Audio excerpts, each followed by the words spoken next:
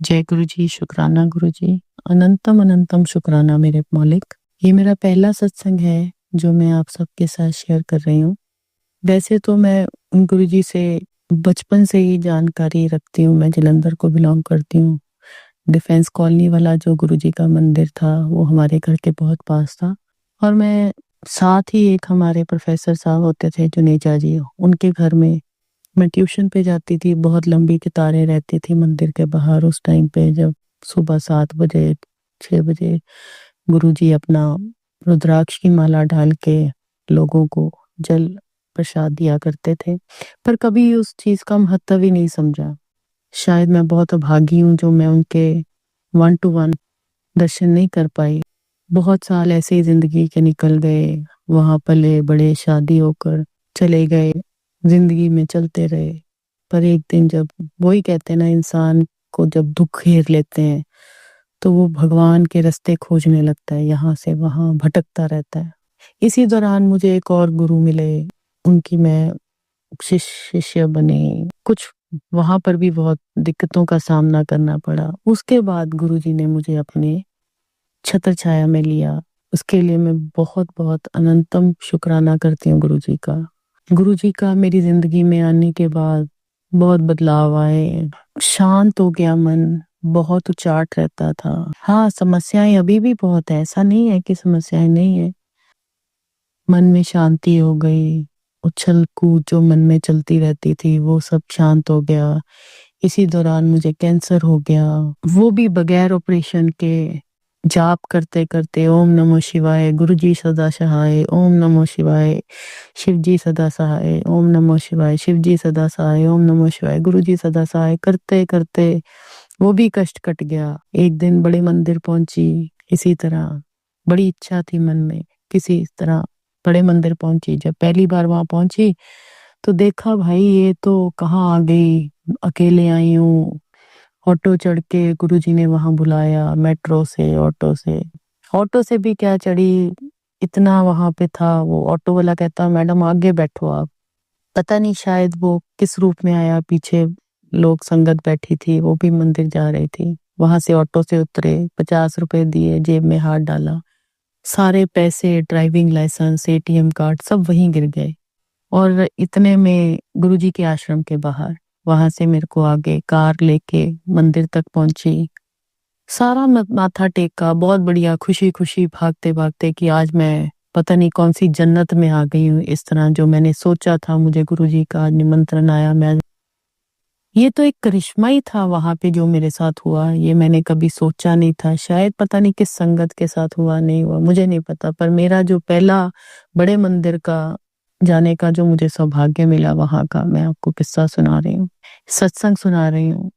जल प्रसाद लिया, आगे गुरुजी की कुटिया पे मत्था टेका, आगे पहुंचे, चाय प्रसाद मिला, गुरुजी के दर्शन हुए। बहुत ही भव्य मंदिर, मतलब जन्नत। जब हम आखिरी में वहां पहुंचे तो मैंने कहा, चलो हे भगवान, मेरी कोई इतनी क्षमता तो है नहीं कि मैं बहुत दान पुण्य कर सकूं। चलो जो तिलफुल मेरी जेब में है, मैं कुछ दान करना चाह रही थी। जब भी मैं दान पेटी वाले जगह पहुंची और वहां मैं दान करने लगी, जेब में हाथ डाला तो मेरी जेब में कुछ भी नहीं।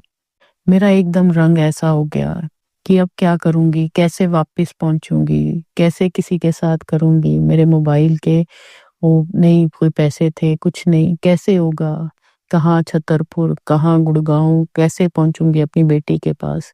मैं जाके ऐसे फोन कर रही थी तो मुझे अंकल जी एक मिले, वो कहते यहाँ पे फोन अलाउड नहीं है। मैंने कहा, अंकल जी मेरे ऐसे ऐसे पैसे गुम गए हैं और मेरे पास कोई जाने की व्यवस्था नहीं है। वो कहते, यहाँ कुछ नहीं गुमता, टेंशन मत लो, आप लंगर प्रसाद करो।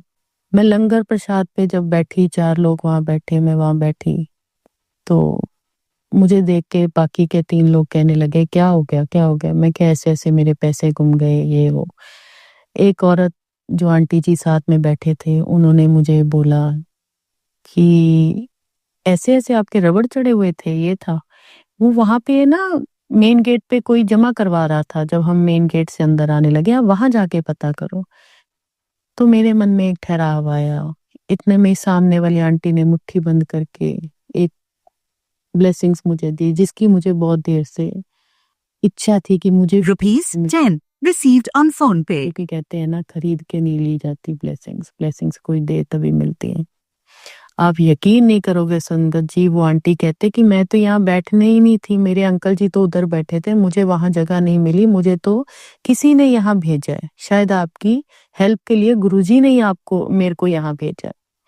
संगत जी, मैं सारा किया अपना लंगर प्रसाद करके, जब मैं वापस वहां पहुंची जोड़ा घर से होते हुए मेन गेट पे जहाँ से हम लोग अंदर आते हैं, मैंने आके वहां एक अंकल जी को बोला ऐसे ऐसे करके मेरे पैसे। मैं वहां गई, टेबल पे एक अंकल जी ने एक लिफाफे, खाकी लिफाफे में मेरा सारा सामान वैसे का वैसे ही मुझे दिया। आगे आई, मैंने कहा ये कहाँ आ गई, मैं कैसे घर पहुंचूंगी, यहाँ तो कोई व्यवस्था नहीं है, मेरे टांगे इतनी नहीं चलती कि मैं पैदल चल के बहुत दूर तक जाऊं।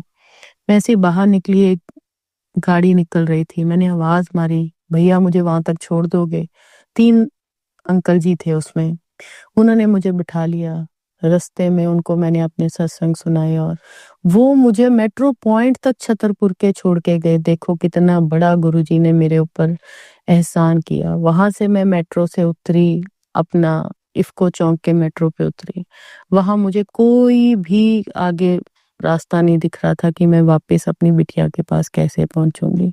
कोई ऑटो नहीं, मेरा ऐप नहीं चल रहा, मेरा फोन नहीं चल रहा था, कुछ नहीं, कोई बुकिंग नहीं हो रही थी टैक्सी की। वहां भी एक अंकल जी एक आए मोटरसाइकिल में, उन्होंने मुझे कहा आप बहुत देर से यहाँ खड़े हो, आपको कोई ऑटो नहीं मिल रही, क्या मैं आपको किसी सुरक्षित स्थान पे छोड़ दूं? मैंने कहा हाँ जी, मेरी बिटिया का दफ्तर है, मुझे वहां छोड़ दो। उन्होंने कोई पैसे नहीं में से पूछे कितने लोगे दोगे, क्या है, कुछ नहीं। वो मुझे मेरी गुड़िया के उस दफ्तर के उस जगह पे छोड़ गए जहां सामने मेरी बिटिया खड़ी थी। मुझे भी नहीं पता मेरी बिटिया कहाँ खड़ी है।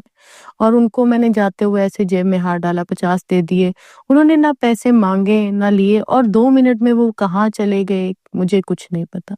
अनंतम अनंतम शुक्राना मेरे मालिक, अनंतम अनंतम शुक्राना। मेरा तो विश्वास उस दिन से ऐसा हुआ कि गुरुजी मेरे अंग संग ही रहते हैं, मेरे अंग संग हमेशा।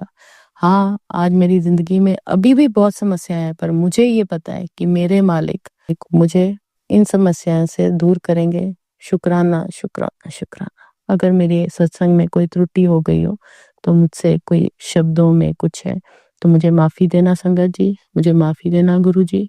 शुक्राना गुरु जी, अनंतम अनंतम शुक्राना।